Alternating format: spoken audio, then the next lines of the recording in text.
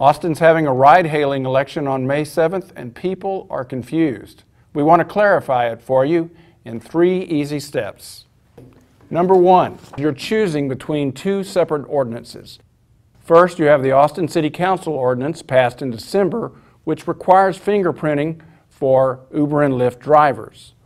Or there's the May 7th ordinance, which was written by Uber and Lyft, which would strictly prohibit fingerprinting requirements for Uber and Lyft drivers in Austin. But unfortunately, it's not as simple as choosing between the Uber-Lyft ordinance or the city ordinance, which brings us to number 2. The ballot language is tricky. When you get your ballot, you're going to see 60 words which ask you a question. Let's go through it, shall we?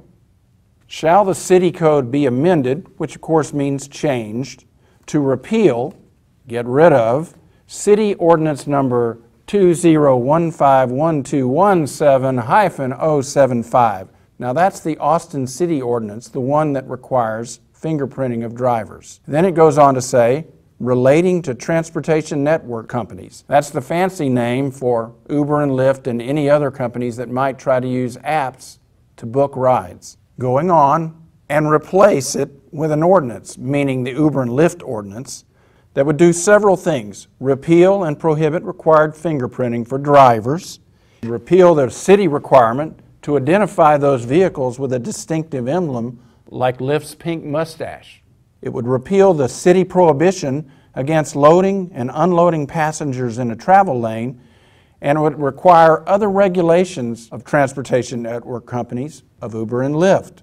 In other words, voting for Proposition 1 would replace the city ordinance with the Uber and Lyft ordinance. So when you hear people say they're for or against Proposition 1, what they're saying is they're for or against the Uber and Lyft ordinance. So what will you see on the ballot? There are 2 boxes. One says for the ordinance, the other says against the ordinance. If you check for the ordinance, you're for Prop 1, you're for the Uber and Lyft ordinance. If you check against the ordinance, that means you're against Prop 1 or you're against the Uber and Lyft ordinance. Which brings us to number 3. What happens after the election? Well, if Proposition 1 passes, the Uber and Lyft ordinance would go into effect and the City of Austin ordinance would be defunct. That means there would be no fingerprint requirement of drivers.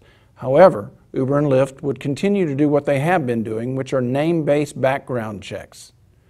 If Proposition 1 loses, however, the Uber and Lyft ordinance would never happen. Instead, we would still have the City of Austin ordinance that requires fingerprinting of drivers, but that might have a consequence.